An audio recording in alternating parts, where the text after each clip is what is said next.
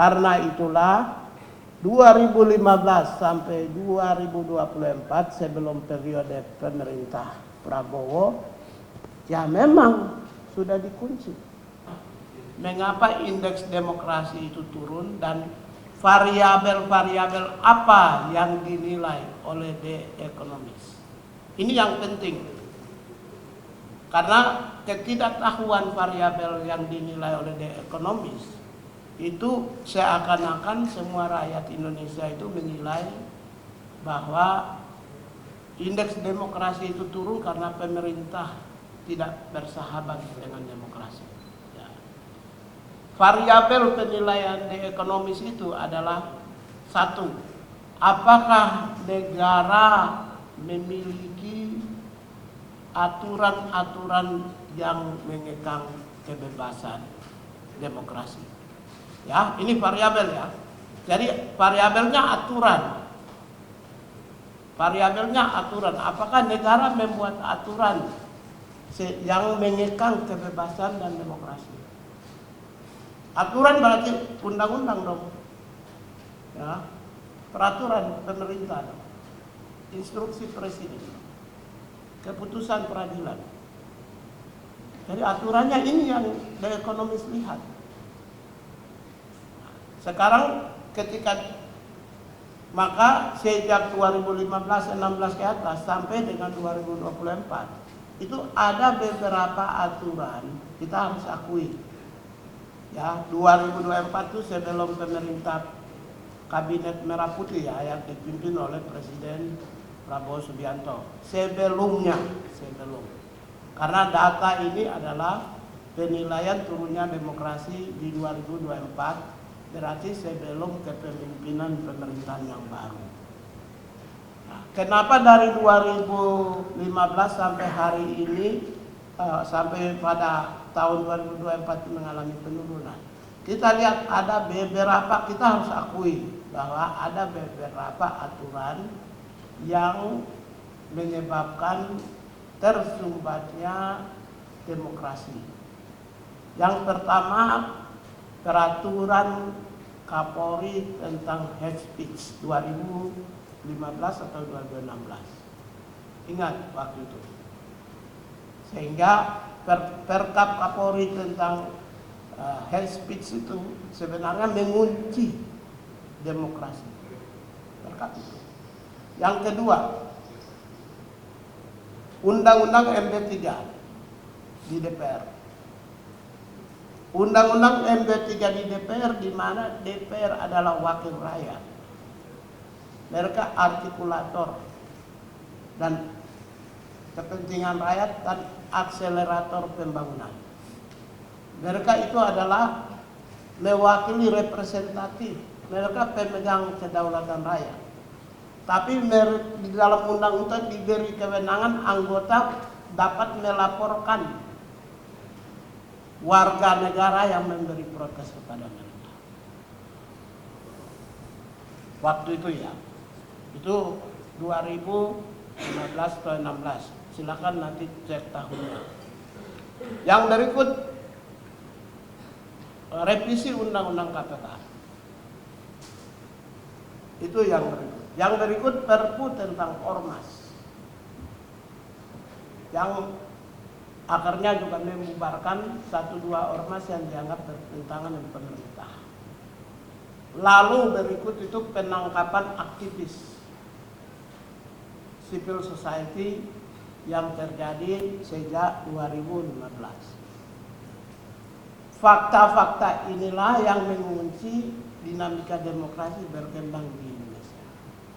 Sehingga pada saat itu The Economist menyatakan bahwa indeks demokrasi Indonesia turun. Ketika peraturan-peraturan tersebut tetap berlangsung sampai 2024, maka ya siapapun presidennya, sehebat apapun pemimpinnya, sedemokratis apapun pemimpinnya, ketika peraturannya terkunci, ya tetap demokrasi akan turun di periode sebelumnya. Ya. Kemudian kenapa 2024 indeks demokrasi turun? Saya mau ingin sampaikan, yang pertama terkait dengan The Economist juga menemukan hal yang sama. Misalnya tentang ini. Yang pertama tentang keputusan peradilan yang dianggap pada saat itu agak sedikit mengganggu demokrasi. Keputusan peradilan itu di mana saja? Ya, Bapak Ibu juga tahu. Di Mahkamah Agung, di MK, atau peradilan-peradilan yang dianggap mengekang kebebasan iklim demokrasi di Indonesia. Ya, itu keputusan dari 2014 yang tadi saya sampaikan, prakondisi yang menyebabkan demokrasi terkekang. 2024 juga ada beberapa keputusan peradilan yang mengunci demokrasi dan kebebasan. Soal keputusan peradilan yang paling penting dilihat oleh The Economist adalah right to vote, aman. Kalau right to hak memilih dan dipilih, hak memilih aman. Tapi soal hak dipilih, right to take a part of government, bagaimana warga negara menjadi bagian, punya hak untuk menjadi bagian pengelola pemerintah, itu ada keputusan peradilan yang memberi ruang, dianggap sebagai suatu keputusan yang tidak adil menurut The Economist. Ya, saya tidak bisa sampaikan, Bapak Ibu tahulah. Ya, itu yang pertama. Yang kedua, waktu itu ada usaha dari DPR RI yang mau menganulir keputusan MK Agustus 2024 terkait Undang-Undang Pilkada. Itu dianggap juga agak sedikit mengganggu demokrasi. Lalu yang berikut, diskriminasi yang dihadapi oleh kelompok minoritas, khususnya mereka yang beragama di luar agama-agama resmi. Itu aspek yang berikut. Lalu kebebasan berpendapat yang menyebabkan ada beberapa orang yang diproses hukum, terutama aktivis yang diadili karena menyampaikan pendapat, pikiran, dan perasaan. Karena itulah 2015 sampai 2024 sebelum periode pemerintah Prabowo, ya memang sudah dikunci, nggak bisa.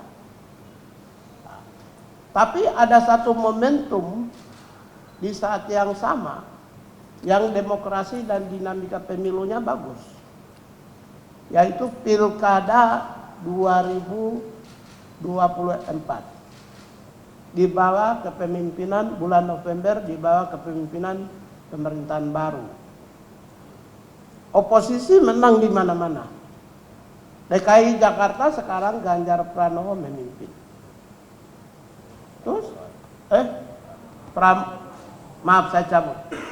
Pramono Anung bahkan dengan wakilnya dua-dua PDI Perjuangan.